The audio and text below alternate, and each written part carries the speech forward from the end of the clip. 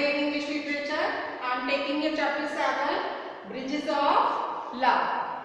It's a poem, beta.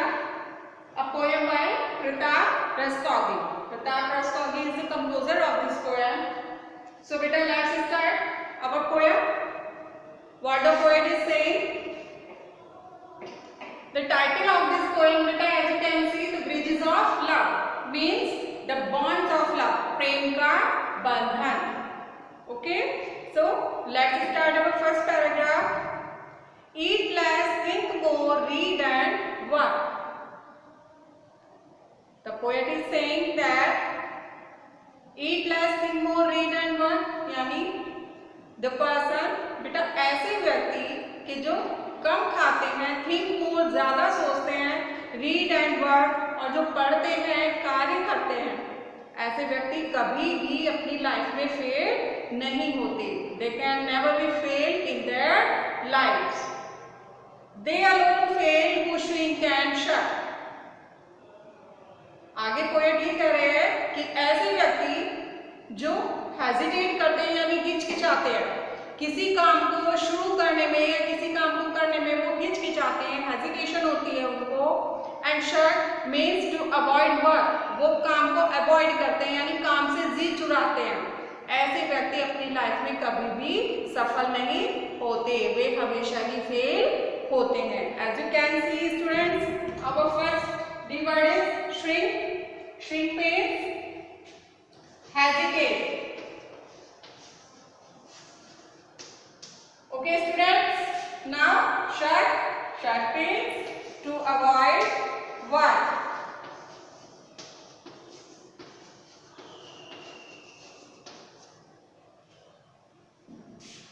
So students, our next paragraph now. Let's hang on to hope even with empty hand.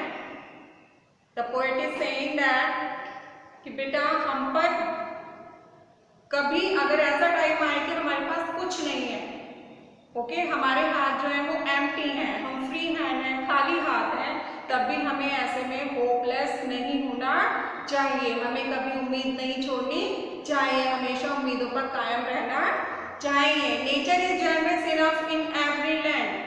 अब poet यहाँ पर कह रहे हैं क्योंकि प्रकृति ने इंसान को बहुत कुछ दिया है.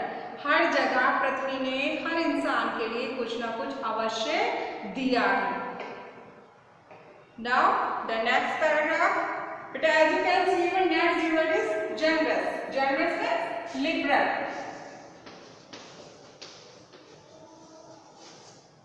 Okay, generous is used for the earth. Okay, the nature is generous enough in every land. Poet कह रहे हैं कि हर जगह पृथ्वी जो है, जो हमारी पृथ्वी है, उसकी चारों तरफ जो प्रकृति है बेटा, नेचर है, उसने हर इंसान के लिए कुछ ना कुछ दिया है. तो the next paragraph, the earth is hard for the idlers, for the strong fairly good. अब पोएट आगे कह रहे हैं कि ऐसे व्यक्ति who are idlers. Idlers means the person who don't want to work, जो काम करना नहीं चाहते.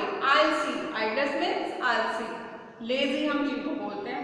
ऐसे व्यक्तियों के लिए पृथ्वी हमेशा हार्ड रहती है, सख्त रहती है. उनको ये लगता है कि ये पृथ्वी बंजर है, सूखी है, इसमें कुछ नहीं उग सकता.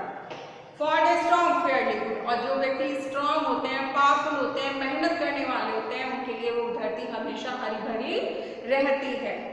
They are free from daily worries who work for daily food.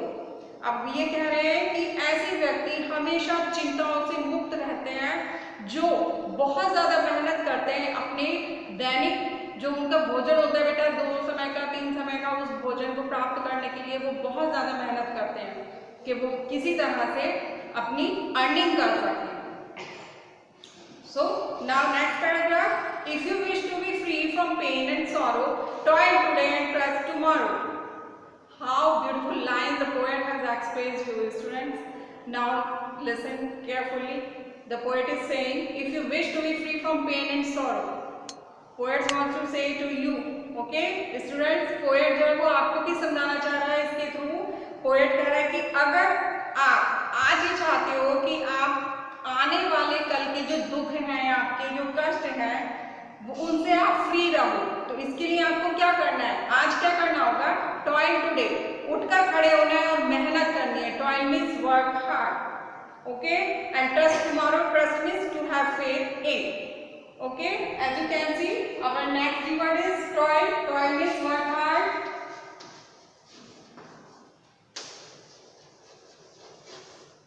Now trust, trust means to have faith.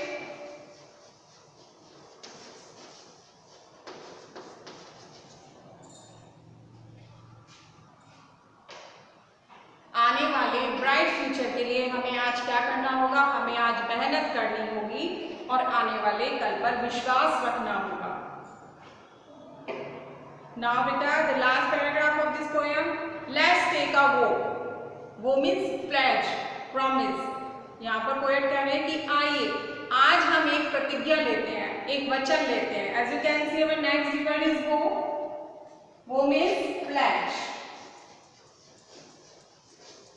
आप इसको प्रॉमिस भी लिख सकते हैं बेटा। To build bridges of love. अब किस चीज का प्रॉमिस आपको लेना है, किस चीज की प्रतिज्ञा करनी है कि आप क्या बनाएंगे, ब्रिजेस ऑफ लव, यानी प्यार के। ब्रिज मीन्स वैसे पुल होता है बेटा, जो लिटरल मीनिंग होता है ब्रिज का वो पुल होता है, लेकिन पुल पर यहाँ पर क्या मतलब है, पुल से बॉन्ड, लिंक्स यानी बंधन, एक जो चेन बनती है प्यार की, ठीक है। As you can see our last word is bridges. Bridges means bonds, links, okay. तो पोएट यहाँ पर कह रहे हैं कि आइए आज एक प्रतिज्ञा लेते हैं कि हम सभी एक प्यार का पुल बनाएंगे, प्यार का बंधन बनाएंगे बिटवीन मैन एंड मैन, यानी हर व्यक्ति के बीच में, आपस में एक व्यक्ति से दूसरा व्यक्ति जुड़ेगा, दूसरे से तीसरा व्यक्ति जुड़ेगा, कनेक्ट होगा। The earth below and sky ever, इस पृथ्वी पर और इस आकाश में, हम जहां भी रहें हम एक प्यार का पुल बनाएंगे, यानी व्यक्ति दूसरे व्यक्ति से कनेक्ट होगा और फिर दूसरा व्यक्ति तीसरे व्यक्ति से कनेक्ट होगा, ठीक है। जब आपस में सब एक साथ एकजुट होकर के वर्क करेंगे तो किसी के भी जीवन में कभी कोई दुख या कष्ट नहीं आएगा। So students, it was your chapter 7 bridges of love. It is a beautiful poem. Okay, now what you have to do, you have to read the poem thoroughly. Okay, in my next video I will explain the question answers and the exercises of this chapter. So that's all for now.